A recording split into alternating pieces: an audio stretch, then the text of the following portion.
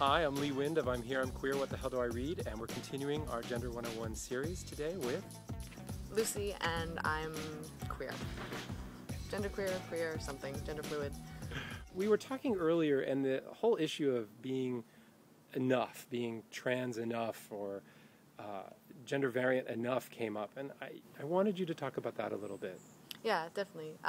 For instance, my relation to the trans community is I feel trans adjacent a lot, and this has sort of come through experiences such as participating in F2M, female to male spaces, groups, support groups, coming upon a lot of just unfamiliarity at the very least, sometimes hostility, facilitators saying things like, oh man, and when a trans guy does female drag, that just blows my mind, that's incredible, and I can't wrap my head around that. And to me, a trans guy doing female drag is very mundane in comparison. So a lot of it is I don't feel comfortable claiming, terms like trans, because I feel like most trans spaces really don't have me in mind when they're providing resources.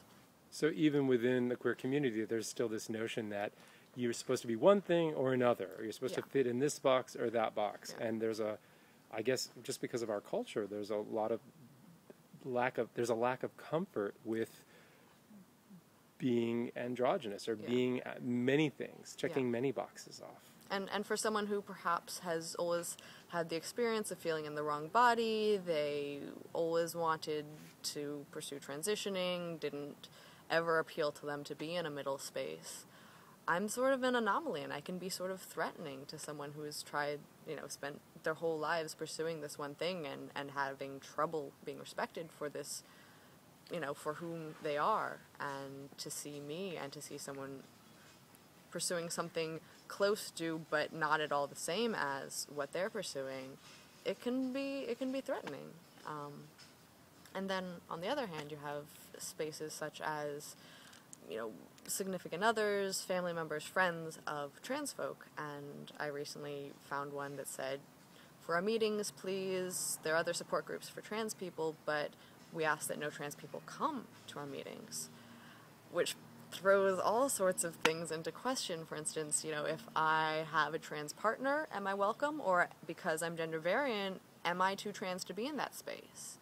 And that question was never really answered. If I have a sibling who comes out as trans and I'm struggling that my sibling is coming out, am I welcome in that group? And so there's a lot of instances where people who are really well-meaning, people who are providing services to folks who really do need services, I'm just not covered in those spaces. Wow. It really makes me think of this thing from yoga, the idea that you kind of got to keep your eyes on your own mat. And if somebody is on the mat next to you and they're doing a different yoga pose, it doesn't make your yoga pose any less valid. And kind of we all need to keep our eyes on our own mats and feel secure and know that what we're doing is okay, that who we are is enough.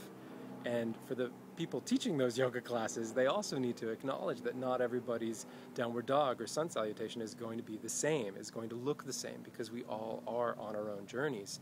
And it would be nice if we, within the queer community and also our allies, could embrace everything that we all are and not try to get us into these little boxes, but to accept that there is that galaxy that we started talking about. Thank you so much for sharing all that. Absolutely.